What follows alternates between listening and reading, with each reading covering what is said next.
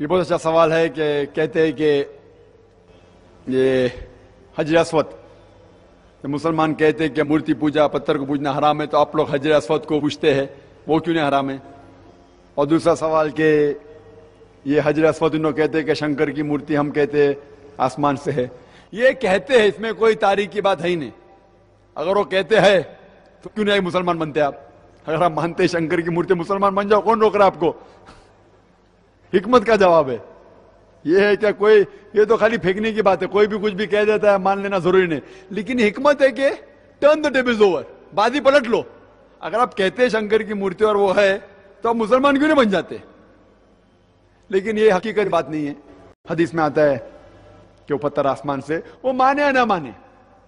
مین سوال یہ ہے کہ جب اسلام بت پرستی کے خلاف ہے تو ہم حجر اسود کو ہم سجدہ کرتے ہیں، ہم حجر اسود کو ہی پوچھتے، تو آپ اور ہم میں فرق کیا ہے؟ اس کا جواب ہے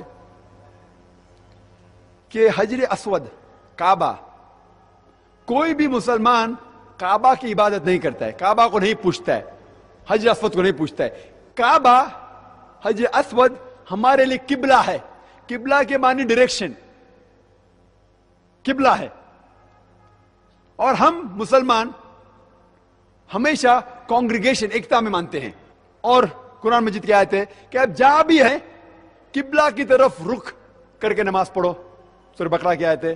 مثال کے طور پہ آج اگر ہم کو نماز پڑھنے کا ہے تو ایک شخص کہیں گا کہ ہم پورب کی طرف فیس کریں گے، ایک کہیں گا دکشن کی طرف، ایک کہیں گا نارتھ، ساؤتھ، ایسٹ، ویسٹ، کس طرف ہم دیکھ کے نماز پڑھے. تو ایکتا کے لیے اللہ تعالیٰ فرماتے آپ جدھر کدھر بھی ہے دنیا میں کعبہ کی طرف، حجر اسود کی طرف منہ کر کے نماز پڑھو. اور مسلمان پہلے لوگ تھے جو جغرافی ورلڈ میپ ڈرا کیے. الادروسی 1154 میں ورلڈ میپ ڈرا کیے. اور جب مسلمان ورلڈ میپ ڈرا کرتے تھے تو ساؤتھ پول اوپر تھا اور نارتھ پول نیچے، اور کعبہ الحمدللہ بیچ میں تھا.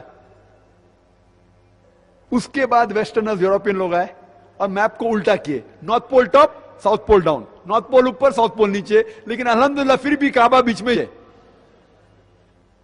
تو اب جدھر بھی دنیا میں، اگر آپ ویسٹرن کنٹری میں تو آپ ایسٹ کو فیس کریں گے، آپ ایسٹرن کنٹری میں تو ویسٹ کو فیس کریں گے، آپ نارتھ میں تو ساؤتھ کو فیس کریں گے، ساؤتھ میں ہے تو نارتھ کو فیس کریں گے.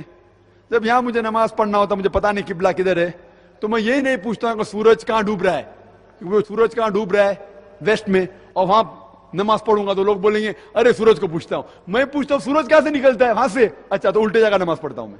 حکمت. تو کعبہ صرف قبلہ ہے. اور ہم جب جا کے طواف کرتے، لوگ کہتے ہیں کہ آپ طواف کیوں کرتے، کیا آپ پوچھتے ہیں؟ ہم طواف کرتے ہیں کیونکہ اللہ سبحانہ و تعالیٰ اور اللہ کے رسول نے کہا. لیکن حکمت سے جو میں جواب سوچ سکتا ہوں، کیونکہ ہر سرکل کا ایک ہی سینٹر ہے.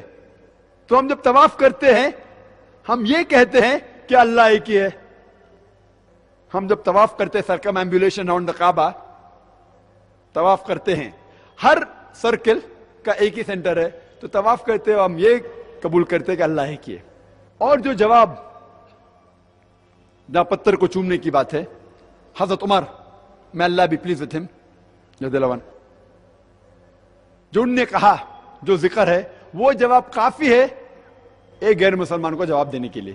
اور ذکر ہے صحیح بخاری میں، Sahih Bukhari volume number 2 in the book of حج چیپٹر نمبر 56.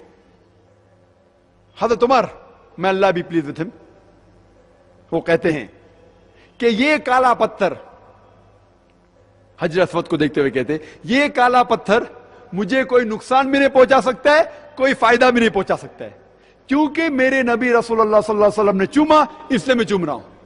یہ کالا پتھر مجھے کوئی فائدہ بھی نہیں پہنچا سکتا ہے، نقصان بھی نہیں پہنچا سکتا ہے. یہ الفاظ حضرت عمر رضی اللہ عنہ کے کافی ہے کہنے کے لیے کہ ہم پتھر کو نہیں پوچھتے. اس کے آگے میں اور ایک جواب دیتا ہوں کہ محمد صلی اللہ علیہ وسلم کے وقت، صحابہ کے دور، کئی صحابہ کعبہ پہ چڑھ کے اذان دیتے تھے. میں یہ پوچھنا چاہتا ہوں کہ کوئی بھی آدمی جو بت پرستی کرتا ہے اپنے بت پہ کبھی چڑھے گا؟